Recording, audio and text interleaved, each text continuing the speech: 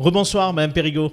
Bonsoir Abdel. Merci beaucoup d'être avec nous ce soir. La première question que je souhaitais forcément vous poser en cette journée d'élection, c'est comment vous l'avez vécu cette journée, cette matinée en particulier, et avec cette élection à 3 tours. Écoutez, je l'ai très bien vécu. Ça a été un moment fort, un moment intense, on va dire, rempli d'émotions, parce que l'ambiance était telle qu'il y avait quand même beaucoup d'émotions sur nos bancs. Une élection à 3 tours sans surprise, puisque dès le premier tour, j'étais très satisfaite, puisque j'ai fait le plein des voix de la majorité, sans surprise, sincèrement, j'en étais persuadée. J'y ai toujours cru. Je comptais là-dessus, je savais qu'il n'y aurait pas de problème, qu'il n'y aurait aucune défection, et c'est ce que nous avons pu nous rendre compte, et j'en suis ravie d'ailleurs, et je remercie l'ensemble de mes collègues qui ont voté en mon nom. Alors, la droite et le centre se sont désistés. Quel regard vous portez sur ce désistement ? Je trouve que la droite a été très digne. Et moi, je salue leur attitude parce qu'ils ont fait preuve d'une grande dignité et d'un grand sens républicain, c'est le cas de le dire. Alors, dans votre discours d'intronisation, si on peut dire, vous avez beaucoup insisté sur la collégialité, le travail d'équipe. Est-ce qu'on peut soupçonner que c'est un marqueur qui vous distingue de Denis Boide ? Je ne pense pas, je pense que c'est la continuité, parce que Denis Boide a commencé fort bien dans ce sens-là. Depuis 5 ans, vous avez pu vous en rendre compte, il a fait un consensus, parce que lorsque Denis Boide a été élu il y a 5 ans, ce n'était pas gagné. Certains disaient qu'il n'y arrivera pas, et il ne fera pas voter ses budgets. Mais il est arrivé à voter ces 5 budgets sans problème. Donc moi je pense que s'il n'y avait pas eu un consensus, ces budgets n'auraient pas pu être votés. Peut-être que certains élus de gauche étaient un peu, pas meurtris, mais c'était compliqué de vivre cette situation de majorité relative parce qu'il fallait sans cesse négocier avec la droite, faire des concessions.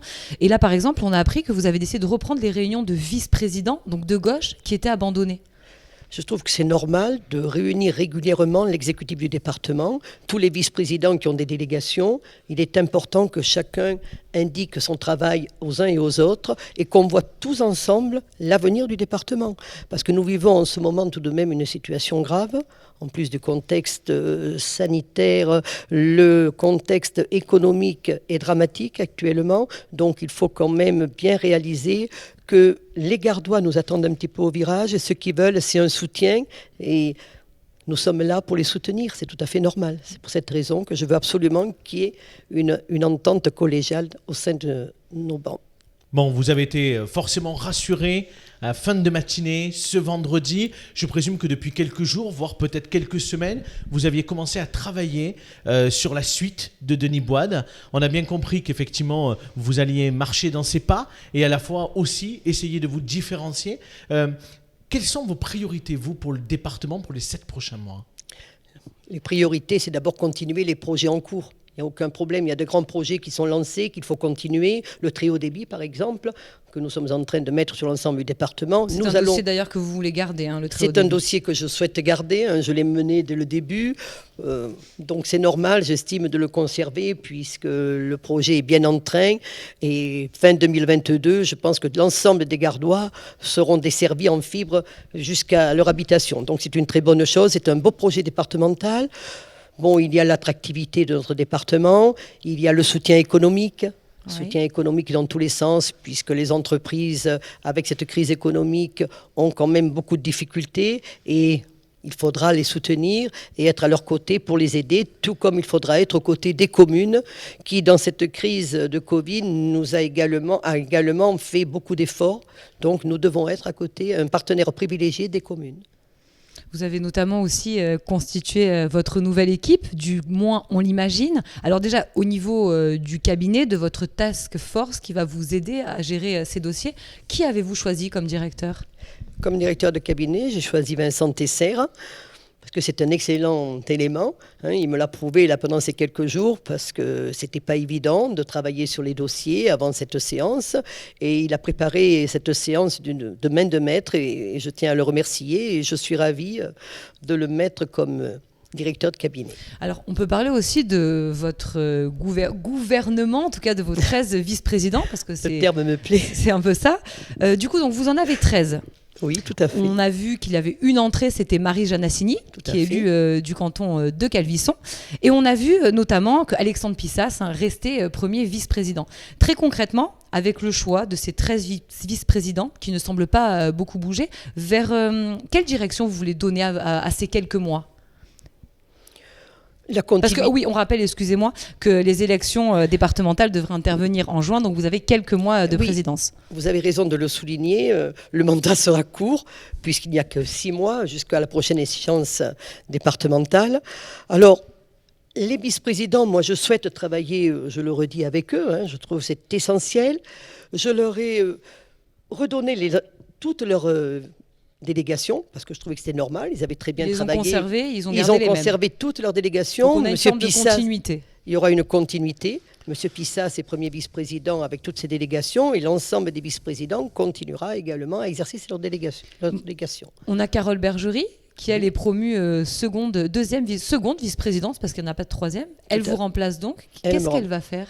Elle va continuer dans sa délégation de l'insertion. Elle a une grosse délégation qu'elle mène fort bien, donc il n'y a pas de raison qu'elle ne continue pas dans ce sens-là. Et pourquoi c'est elle que vous avez promue ? Est-ce qu'on peut y voir un lot de consolation après les sénatoriales, puisqu'elle était sur la liste de Denis Boide, elle n'a pas été élue ? Pourquoi vous l'avez choisie ? C'est elle une reconnaissance parce que c'est une personne qui s'investit pleinement au conseil départemental, donc je trouve que c'est normal, elle a un avenir devant elle et c'est parfait. De toute façon, je pense qu'elle sera vice-présidente comme les autres, hein, parce que je vous le dis, nous voulons travailler, je veux travailler d'une manière collégiale, donc je serai entouré de l'ensemble des vice-présidents pour mener le département. Une question peut-être également sur ce qui s'est déroulé ce matin, c'est aussi peut-être le présage d'une union à gauche, avec Europe Écologie Les Verts, avec le Parti communiste et donc bien évidemment avec le Parti socialiste. Est-ce que quelque part ça vous a rassuré sur les prochaines échéances électorales ? On a vu que au-delà même des partis que je viens de citer, vous aviez reçu des félicitations de beaucoup de partis, y compris par exemple de Françoise Dumas, la députée La République En Marche. Effectivement, vous avez raison de le souligner parce que c'est très important. Moi, je trouve que cette union est indispensable pour gagner les prochaines échéances départementales. Avec cette union que nous avons vue ce matin... Et ce qui s'est déroulé ce matin, ça vous a rassuré sur énormément, la capacité de pouvoir effectivement être unis ? énormément, parce que j'ai vu que c'était très profond. Donc, je suis persuadé qu'avec cette... La majorité, même relative, de gauche, a fait bloc ce matin, c'est ça que vous essayez de nous dire ? La majorité a fait bloc. Nous l'avons vu dès le premier jour. C'était pas gagné. Tout le monde avait dit ils vont se désunir, ils ne voteront pas. Ça a été parfait. Tout le monde a voté d'un seul bloc et on va aller dans le bon sens et nous gagnerons tous ensemble, j'en suis persuadée, cette prochaine échéance départementale. Pour continuer sur la question d'Abel, on parlait de Françoise Dumas. C'est elle qui a été nommée un chef de file pour les départementales. Est-ce que vous êtes favorable à une union avec La République En Marche ? Pas particulièrement, parce que La République En Marche, il y a plusieurs tendances à l'intérieur de La République En Marche. Pour moi, ce n'est pas réellement un parti. Donc, personnellement, je ne souhaite pas une union avec La République En Marche. Est-ce que vous allez prétendre, on vous la pose tout de suite, c'est peut-être un peu prématuré, mais quand même, est-ce que vous allez prétendre à la présidence du département du Gard dans 7 mois, après les échéances départementales ? Alors, il y a quand même un cap à franchir avant. Il faut être réélu dans son canton. Bon, ça Première fait 39 chose. ans que vous l'êtes. Je pense que là, ça ne devrait pas être trop compliqué. On ne sait jamais. On ne sait jamais. Une élection est toujours Mais une si élection. c'était le cas et que vous étiez en capacité de Si conserver le département, vous prétendrez Si à c'est cette le présidence ? cas, si nous avons la majorité, je verrai avec mes collègues conseillers départementaux de notre majorité s'ils souhaitent que je conserve la présidence ou non. Ce sera un accord avec eux. Le président ou la présidente du département du Gard, c'est la présidente aujourd'hui. Elle a en charge également les satellites du département. On pense à Habitat du Gard, notamment, puisque Alexandre Pissas, la question s'est posée à un moment donné de lui confier la présidence d'Habitat du Gard. Est-ce que vous y êtes favorable ? Moi, je suis tout à fait favorable à ce que Alexandre Pissas prenne la présidence d'Habitat du Gard, mais ça fait partie dans d'accord. ce cas-là, Ça fait partie je ne suis d'accord. pas je ne suis pas seul à décider. C'est le conseil d'administration d'Habitat du Gard qui ensuite décidera. Est-ce que vous pensez que ça fera plaisir à Denis Boide ? Oh, je pense qu'il n'y aura pas de problème. C'est pas toujours facile le consensus. Un mot peut-être sur le budget, parce qu'il est en préparation. Selon nos informations, vous l'avez pratiquement terminé, le budget de 2021. Comment vous le qualifiez, ce budget ? Il ne sera pas si mauvais que ça, ce budget. Dans la mesure où nous arriverons à le boucler, nous y avons bien travaillé déjà. Il faut affiner un petit peu, mais je pense que nous allons arriver à voter un budget convenable, correct, qui va nous permettre de continuer les investissements dans le département et qui va nous permettre de continuer tout ce qu'on faisait dans le cadre du fonctionnement également. Mais est-ce qu'on a quelques marqueurs sur ce budget pour le qualifier, des choses concrètes ? Qu'est-ce que va faire le Conseil départemental du Gard en 2021 ? En 2021, nous allons continuer les actions déjà engagées. C'est déjà énorme, puisqu'il y a beaucoup de grosses actions engagées. Nous allons continuer dans cet axe-là. Et ensuite, nous verrons l'avenir, ce qu'il va nous promettre. Par exemple, sur le futur de l'Université de Nîmes, le site Hoche, la ville de Nîmes souhaite que le département puisse accompagner par un financement le développement de ce site universitaire nîmois.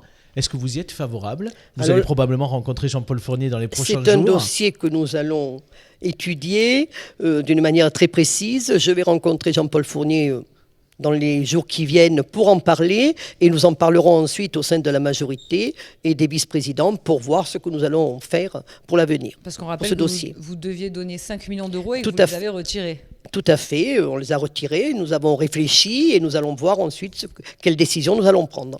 Un mot un peu sur le budget, parce que vous êtes un peu précautionneuse, vous ne nous donnez pas beaucoup de détails. Pour l'instant, je ne peux pas vous donner de détails dans la mesure où nous ne l'avons pas. Je suis présidente que depuis ce matin. Oui, mais donc, ça fait longtemps que vous travaillez dans la collectivité. Oui, mais le budget, il faut quand même que je le regarde de près pour pouvoir en discuter d'une manière précise. Donc dès la semaine prochaine, nous allons le regarder et je pourrai vous donner plus d'informations par la suite. Un mot également, surtout une question un peu surprise d'un certain Laurent B. Ça va vous dire quelque chose. C'est monsieur Laurent Burgoa. Je me fais le porte-parole d'une question qu'il souhaitait vous poser ce soir. Il voulait savoir si vous alliez continuer à associer l'opposition durant les 7 prochains mois, en particulier sur les décisions les plus importantes ou les questions, il a insisté là-dessus, sur les questions les plus sensibles du département. Tout à fait, je me suis engagée à discuter avec les présidents de groupe sur tous ces sujets qui sont très importants et qui concernent bien entendu l'avenir de notre département.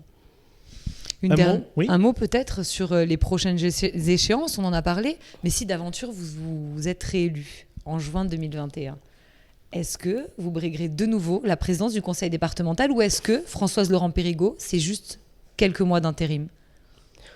Nous verrons ça dans 6 mois. Si mes collègues acceptent que je continue à être président. Parce que c'est comme ça qu'on vous a présenté au conseil départemental. Quand on a anticipé la réélection de la présidence, on a dit bon, on va mettre Françoise Laurent-Périgot parce qu'elle met tout le monde d'accord. Ça fait longtemps qu'elle est là, elle connaît la boutique et puis bon, elle est consensuelle. Je crois qu'il faut que je fasse mes preuves pendant ces 6 mois. Si j'arrive à faire des preuves qui conviennent à mes collègues, je pense que peut-être ils accepteront que je sois à nouveau présidente. Quand on y est, mais ça, nous le verrons. Pas toujours. Ça fait longtemps que vous y étiez, en tout cas, puisque ça fait presque 40 ans maintenant. 40 ans. Et je crois que vous êtes notamment l'élu qui est là depuis le plus longtemps, c'est ça ? La plus ancienne, oui, la plus c'est ancienne, vrai. Hein. Et la première femme ? La plus ancienne, la première femme, puisque je suis arrivée en 81 au conseil général à l'époque. Seule femme, il y avait 42 conseillers généraux, 42 hommes, bien entendu, et j'étais la benjamine de l'Assemblée. Est-ce qu'on peut dire un mot pour terminer parce que bien évidemment, nos lecteurs et les téléspectateurs ce soir ne vous connaissent peut-être pas très très bien. Est-ce que vous pourriez rapidement nous dire un petit peu qu'est-ce qui a fait votre parcours, qu'est-ce qui vous anime et quelles sont vos convictions ? Alors réellement. Mon parcours, c'est surtout sur la base familiale. Puisque mon père était conseiller général, mon grand-père a été président du conseil général, et j'ai toujours vécu dans ce milieu de politique. Et c'est eux qui m'ont donné cette fibre politique, et je leur dois tout, puisque c'est grâce à eux si je suis ici ce soir. C'est très important pour moi. Ce matin, ça a été une grande émotion parce que je me suis revue auprès d'eux. Parce que c'est chargé d'histoire familiale ? C'est chargé d'histoire familiale, effectivement. Parce que je disais tout à l'heure, le conseil général, le conseil départemental maintenant, c'est ma famille. C'est votre toujours vie ? vécu. C'est ma vie. Voilà. Donc c'est un aboutissement, une consécration ? Exactement. Un Et mot j'en sur suis vos très satisfaite. convictions de gauche. C'est quoi? C'est quoi vos valeurs de gauche? C'est quoi que vous voulez défendre absolument? Et ce que vous, finalement, vous mettrez comme empreinte à la présidence du département? La gauche, c'est l'esprit républicain, cette proximité, cette convivialité, être proche des gens. Je crois que c'est très important. Et être respectueux des uns et des autres. Respecter nos agents départementaux, respecter les collègues, conseillers départementaux et respecter l'ensemble des Gardoises et des Gardois. Merci beaucoup, Madame la Présidente, d'avoir été avec nous ce soir sur le plateau de 19h le live.